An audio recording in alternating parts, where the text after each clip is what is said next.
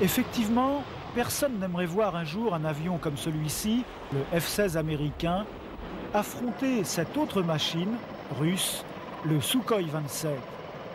Ici aussi, la bataille se livre à coups de manche à balai et de remise de gaz. Mais l'enjeu est strictement commercial.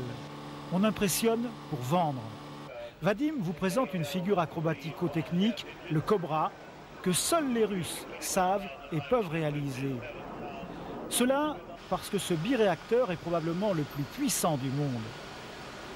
Pourtant, les Russes n'ont pratiquement aucune chance de vendre un seul chasseur, ni même un seul hélicoptère de combat. Pour la bonne raison que dans la plupart des pays, les budgets militaires sont révisés à la baisse. Personne n'achète. Pour vendre 60 Mirage 2000 à Taïwan, la France s'est pratiquement fâchée avec Pékin. Une situation d'autant plus difficile pour les constructeurs aéronautiques que l'aviation civile connaît elle aussi une grave récession depuis la guerre du Golfe. Plus de 1000 appareils restent cloués au sol. Bien sûr, ils se vendent toujours le même nombre de billets, mais leur prix a baissé de plus de 10%. Les compagnies civiles ont accumulé 50 milliards de francs de déficit. La célèbre Panam a totalement disparu. Habituellement, il se vendait 1500 avions par an, à peine 300 l'an dernier.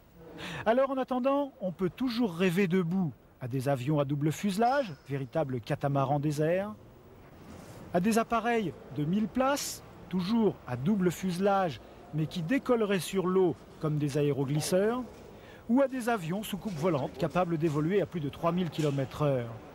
Domaine du rêve? Pas sûr.